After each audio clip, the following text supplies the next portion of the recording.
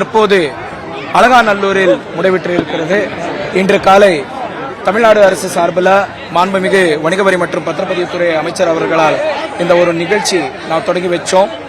சிறப்பு வருகை தமிழ்நாடு முதலமைச்சர் அவர்கள் இங்கே வந்து இந்த மேடை மேலே 2 அறிவிப்புகள் சிறப்பான முறையில் அறிவிச்சிருக்காங்க.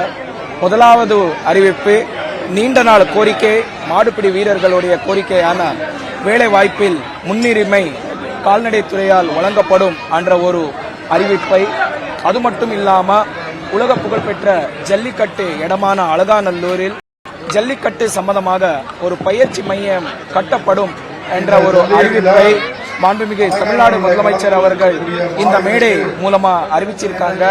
மாடுபிடி வீரர்கள் சார்பாகவும், ஜல்லிக்கட்டு உலகம் முழுசா பார்க்கக்கூடிய ரசிகர்கள் சார்பாகவும், மதுரை மாவட்ட மக்கள் சார்பாகவும் நஞ்சார்ந்த நன்றிகளை இந்த நேரத்தில் நான் அவர்களுக்கு தெரிவிக்க விரும்புகிறேன். அது மட்டும் இல்லாம இந்த 3 நாள்களுடைய சிறப்பான இந்த ஏற்பாடுகள் நீதிமன்ற வழக்கின் அடிப்படையில், அதனுடைய ஸ்டாண்டர்ட் ஆபரேட்டிங் ப்ரொசீஜர்ஸ் அடிப்படையில் தமிழ்நாடு அரசு மதுரை மாவட்ட நிர்வாகத்துக்கு சில அறிவுரைகள் வழங்கப்பட்டார். அதற்கு கிணங்க இன்று தினம் ஆவணியாபுரம் பொறுத்தவரை மதுரை காவல் ஆணையாளர் அவருடைய ஒத்துழைப்புடன், மதுரை மாநகராட்சி ஆணையாளருடைய ஒத்துழைப்புடன், கால்நடைத்துறை, வருவாயத்துறை, மருத்துவத்துறை போன்ற அனைத்து துறை உடைய உலக உதவியுடன் இன்று தினம் வெற்றிகரமாக ஆவணியாபுரம் ஜல்லிக்கட்டை 2 நாட்களுக்கு முன்பு முடிச்சு விட்டார்.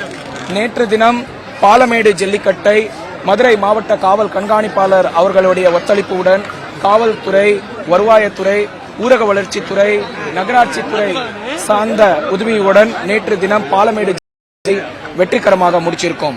இன்று தினம் அலங்காநல்லூர் ஜல்லிக்கட்டை மதுரை மாவட்ட காவல் கண்காணிப்பாளர் அவர்கள் உதவியுடன் காவல்துறை, வருவாயத்துறை, ஊரக வளர்ச்சித்துறை, நகராட்சித்துறை, கால்நடைத்துறை போன்ற அனைத்து துறை அரசு அலுவலர்கள் கடந்த 3 நாள்களாக இதற்காக வேலை செஞ்சு வெற்றிகரமாக முடிச்சு கொடுத்திருக்காங்க.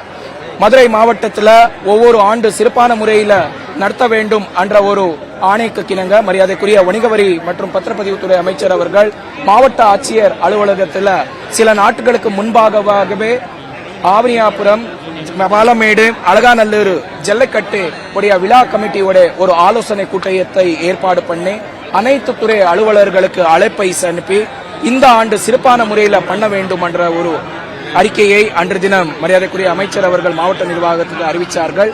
அதே போன்ற இந்த ஆண்டு இந்த 3 இடத்திலுமே 10க்கு 10 அடியில LED ஸ்கிரீன்களை ஒரு டிரான்ஸ்பரண்டான முறையில் சிறந்த மாடுபிடி வீரர்களுடைய பேரு, மாடுபிடிகளுடைய எண்ணிக்கை, அது மட்டும் இல்லாம சிறந்த காளையுடைய நேரத்தை, விளையாட்டின நேரத்தை உடனடியாக அந்த சுற்றுக்கு முடிச்ச உடனே அறிவிக்க வேண்டும் என்ற ஒரு அறிவுரையை மரியாதைக்குரிய அமைச்சர் அவர்கள் வழங்கினாங்க.